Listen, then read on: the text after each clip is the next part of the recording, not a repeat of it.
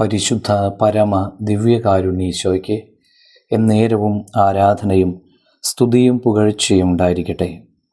ഇന്ന് ജൂൺ മാസം 7-ാം തീയതി ശനിയാഴ്ച.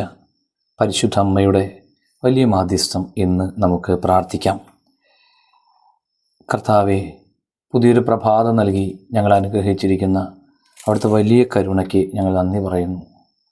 കർത്താവെ, അങ്ങ് ദാനമായി നൽകിയിരിക്കുന്ന ഈ ദിവസം പൂർണ്ണമായും അങ്ങയുടേതായി ജീവിക്കുവാൻ, അങ്ങയെ മഹത്വപ്പെടുത്തിക്കൊണ്ട് ജീവിക്കുവാൻ ഞങ്ങൾക്ക് കൃപ തരണമേ.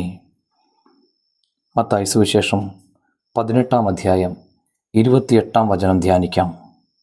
അവൻ്റെ കഴുത്ത് പിടിച്ച് ഞെരിച്ചുകൊണ്ട് അവൻ പറഞ്ഞു, എനിക്ക് തരാനുള്ളത് തന്നു തീർക്കുക.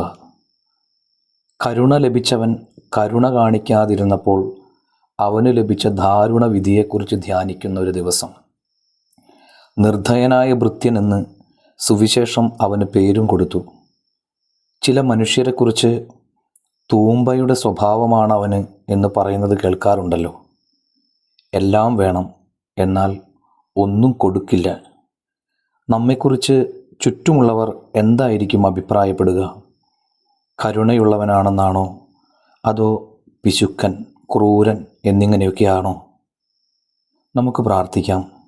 കർത്താവേ, ഞങ്ങളുടെ പാപങ്ങൾക്കൊത്ത് ഞങ്ങളെ ശിക്ഷിക്കാതെ ഞങ്ങളോട് കരുണ കാണിക്കുന്നത് പോലെ ഞങ്ങൾക്കും വിട്ടുകൊടുക്കാനും കരുണ കാണിക്കാനുമുള്ള കൃപ നൽകി അനുഗ്രഹിക്കണമേ. എല്ലാവർക്കും നന്മ നിറഞ്ഞ നല്ലൊരു ദിവസം ആശംസിക്കുന്നു.